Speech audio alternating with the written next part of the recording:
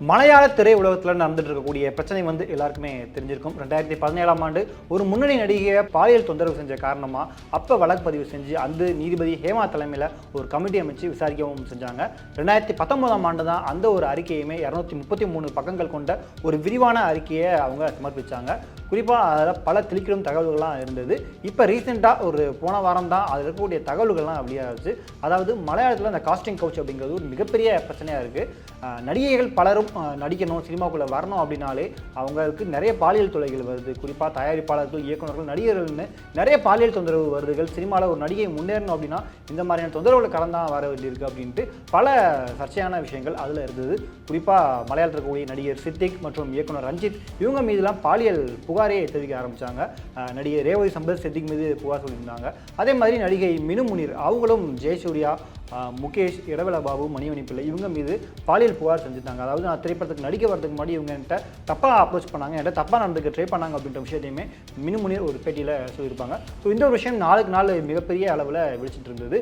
இதுக்கெல்லாம் முற்றுப்புள்ளி வைக்கிற விதமாக அங்கே ஏதாச்சும் ஒரு முடிவுகள் வரும், தீர்ப்புகள் வரும், கேரளா அரசு ஏதாச்சும் பண்ணுவாங்க, அங்கே நடிகர் சங்கத்தில் இருக்கக்கூடிய மோகன்லால் இவங்க ஏதாச்சும் பண்ணுவாங்க அப்படின்னு எதிர்பார்த்துருக்க நிலைமையில தான் அங்கே நடிகர் சங்க தலைவராக இருக்கக்கூடிய மோகன்லால் மற்றும் 17 பேர் தங்களுடைய பதவியை ராஜினாமா பண்ணாங்க. இது பலருக்கும் அதிர்ச்சியாக இருந்துச்சு. ஏன் நடிகர் சங்கத்தில் இருக்க இவங்களே ஆக்ஷன் எடுக்காமல் முன்னணி நடிகராக இருக்க மோகன்லாலே இதை பற்றி எதுவும் பேசாமல் மௌனமாக இருக்காரு, அதுவும் ராஜினாமா பண்ணியிருக்காரு அப்படின்ட்டு ஏகப்பட்ட விமர்சனங்கள், சர்ச்சைகள் வைக்கப்பட்டது. இந்த நிலையில் இது சம்மந்தமாக பலரும் தங்களுடைய கருத்துக்களை சொல்லிட்டு இருந்தாங்க. நடிகர் பிருத்திவிராஜ் கண்டிப்பாக இது சம்மந்தமாக யாராக இருந்தாலும் அவங்க மீது நடவடிக்கை எடுக்கணும் அப்படின்னாங்க.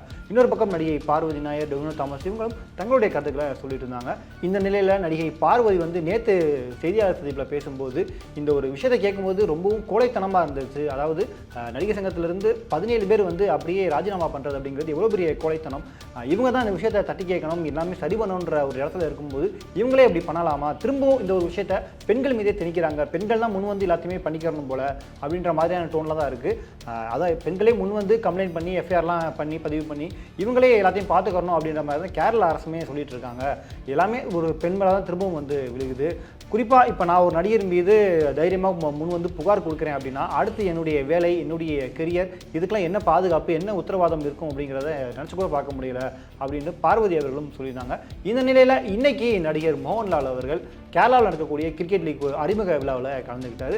அங்கே பத்திரிகையாளர்களும் கலந்துக்கிட்டாங்க. அப்போ பல கேள்விகள் அவர் மீது எழுப்பப்பட்டது. பட் அவர் சொல்ல வந்த விஷயத்தில் மட்டுமே அவர் கரெக்டாக இருந்தார். அதாவது நான் எங்கேயும் ஓடி ஒளியில் இங்கே தான் இருக்கேன், இங்கே மலையாளத்தில் இந்த அம்மா சங்கம்ன்ற மாதிரி, அதாவது நடிகர் சங்கம் மாதிரி 21 சங்கங்கள் இருக்குது, எல்லாத்துக்குமே அம்மா சங்கத்தில் இருக்கவங்க தான் காரணம் அப்படின்ற மாதிரி சொல்கிறத ஏற்றுக்க முடியாது. மலையாள திரையுலகத்தில் இருக்கக்கூடிய இந்த ஒரு பிரச்சனையை நாம் சரி செய்யணும், நாம் எல்லாருமே சேர்ந்து தான் இதுக்காக போராடணும். ஹேமா கமிட்டி அறிக்கையை நான் பாராட்டுறேன். கண்டிப்பாக அவங்க விசாரணைக்கு நான் ஒத்துழைக்கிறேன். இதில் பாதிக்கப்பட்டவங்க சொல்கிற குற்றவாளிகளை கண்டிப்பாக நம்ம தண்டிச்சே ஆகணும். அதில் எந்த மாற்று கருத்தும் கிடையாது. நான் முழுமையாக இங்கே தான் இருக்கேன், நான் விசாரணைக்கும் நான் வரேன். ஆனால் மலையாள திரையுலகத்தில் இருக்கக்கூடிய கடைநிலை ஊழியர் இதனால் பாதிக்கப்படக்கூடாது அப்படின்னு தன்னுடைய கருத்துக்களை இப்போ மோகன்லால் சொல்லியிருக்காரு. ஏன்னா இவ்வளோ நாள் மோகன்லால் ரொம்ப அமைதியாக இருக்காரு, அவர் கேரளாவிலே இல்லை சென்னைக்கு வந்துட்டார் அப்படின்னு ஏகப்பட்ட விமர்சனங்கள் வைக்கப்பட்ட நிலையில் இன்றைக்கி மோகன்லால் அவர்கள் இந்த தன்னுடைய பதிவை அவர் குறிப்பிட்டிருக்காரு. ஸோ இந்த விஷயம் அடுத்த கட்டத்தை நோக்கி நடந்துட்டு இருக்கு.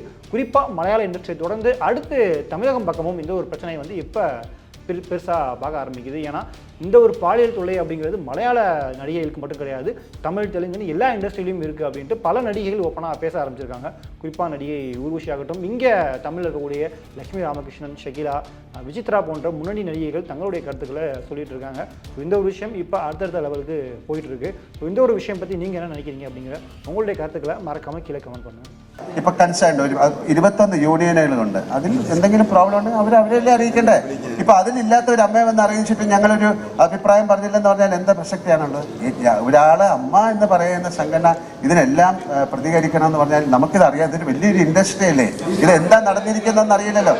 ഒരു മിനിറ്റ് ഞാനൊന്ന് പറഞ്ഞോട്ടെ. അപ്പോൾ ഇപ്പൊ കൺസേൺഡ് ഒരു 21 യൂണിയനുകളുണ്ട്. അതിൽ എന്തെങ്കിലും പ്രോബ്ലം ഉണ്ടെങ്കിൽ അവരെല്ലാം അറിയിക്കണ്ടേ? ഇപ്പൊ അതിലില്ലാത്ത ഒരു അമ്മയെ വന്ന് അറിയിച്ചിട്ട് ഞങ്ങളൊരു അഭിപ്രായം പറഞ്ഞില്ലെന്ന് പറഞ്ഞാൽ എന്താ പ്രസക്തിയാണുള്ളത്?